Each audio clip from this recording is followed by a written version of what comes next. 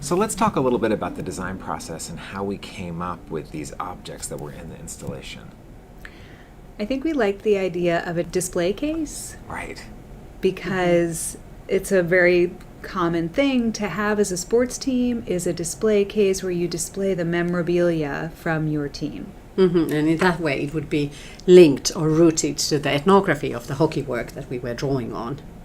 It's very interesting always to think about how different places have different forms that they use to create meaning. And within sport, all of these objects that have a utilitarian purpose sometimes are made more symbolic by raising them up or putting them in a display case. I remember we began coming up with a diagram. Think about some of the observations you'd made about how the process worked for Jukka. And how we could bring that into form with this elaborate drawing that showed different objects in an imaginary display. And the key processes that we found out in his work, those of the evaluations and observations and calculations. And speculations. And speculations. And so that's why we liked the idea of creating a display case of memorabilia, because these memorabilia could be like the actual objects used by a team, but they could also have this element of speculation. They could be sort of fantastical or imaginary versions of those real things. So that they would then evoke our viewers' experiences and stories about hockey and hockey as work. After that, really, we developed that idea of an imagined team, the team of Ukkonen.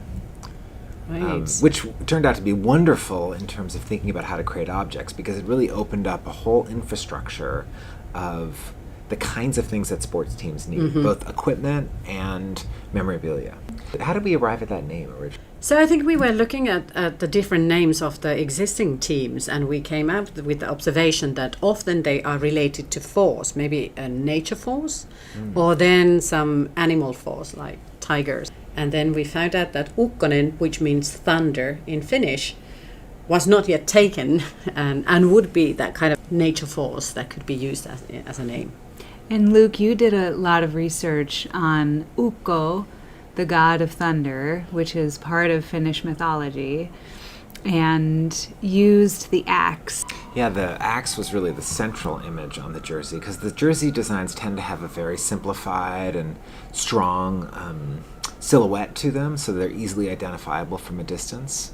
And we went through a couple different versions of that axe design, and the one that really seemed to stick in our mind's eye was one that incorporated kind of an intricate pattern that was derived from these Kalevala stone-aged pottery designs that are also very kind of popular evocation of like Finnish tradition or Finnish heritage, wouldn't you say? Yeah, exactly. Yeah. And very popular jewelries as well. And it was really fun to design the fake corporate sponsorship logos because all those companies are companies that you made up.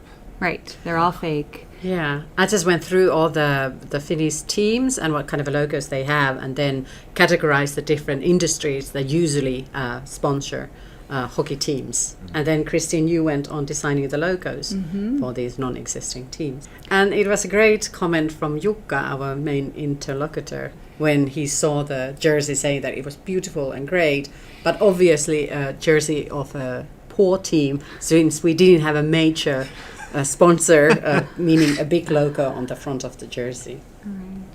Should we talk about the trading cards? Trading cards are, of course, a central sport object.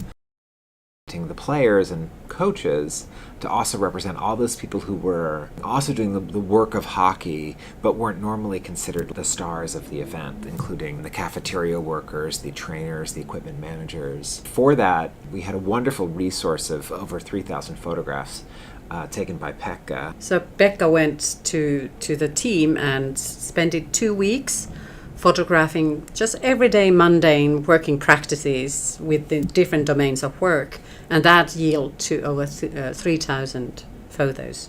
We selected photographs that represented different categories of behind-the-scenes work.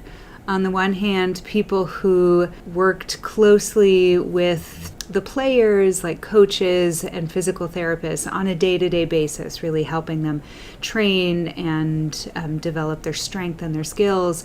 And on the other hand, people who were working in the office, doing the accounts or marketing, or people who worked in the cafeteria and so forth. And what we wanted to do was elevate these different categories of work and make them visible in a way that usually only players are made visible. One of the things that's interesting in that project, Christine, is that it highlighted tension in creating these sort of design fictions between our imagination about the Ukkonen team and then the photographs of real people who are grounded in the ethnography. That came up again when we designed the currency.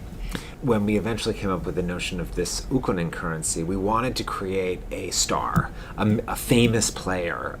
And so we came up with the narrative of this guy, Pittari Boom Pahovainen, which was easy to do writing-wise, but then we had to come up with an image of what he looked like. Right. And in that case, I couldn't use any photograph of an actual person. So, But you drew on photographs of existing people. Wayne Gretzky, Gordie Howe, Teemu Selanne. And you fused them together into one person. the wonder of Photoshop. Yes. Yeah.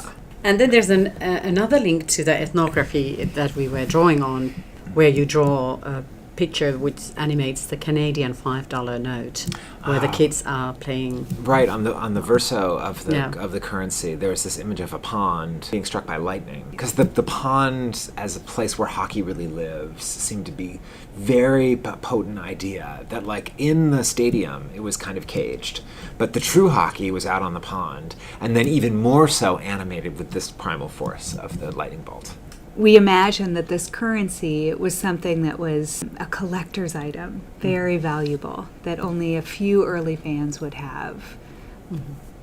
In creating the currency as well as the pins and patches, I did something that very typical of designers, which was create a kind of a visual typology for myself of different currencies and different pins and patches that I could look at, like, what were the sort of typical styles to use to reproduce for our pieces. With the pins, that was particularly looking at, like, a lot of early 20th century Finnish and some Soviet pin designs, where there seemed like a lot of effort put into creating representations of societies and honors with these pins. The ideas for the pins themselves came directly from conversations that we'd had with Jukka. The soft skills and the hard skills that are central to any hockey player. And you mapped the hard skills and the soft skills onto pins, working with that hard materiality enameled of the metal, yeah. Exactly, versus the pins, which would be fabricated of fabric. They would be soft. And I feel like the patches were a little harder to design because those soft skills, like hockey sense, working as a team, were harder to come up with a discrete, clear image that would convey that very complex idea. All of the soft skills are trafficking more in the abstract, trying to find a kind of common visual language that will evoke for everybody. Those concepts was more complicated. So then we were able to invite viewers to come and look at all of these conversation objects that we had created for this imaginary team. And that was really exciting, to bring viewers into the sports faculty. The viewers really were surprised by what they saw.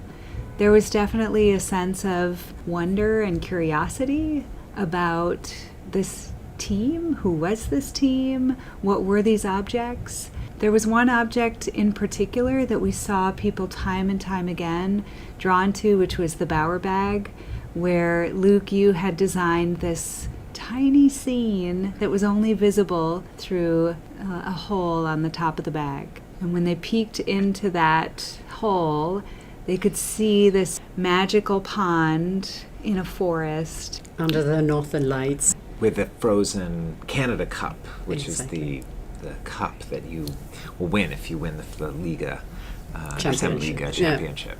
And I think that the conversation pieces, these objects, were really good in getting people to remember and share their experiences about hockey and how they remembered maybe their own playing when they had played themselves or went to see some of the games and having fun around them.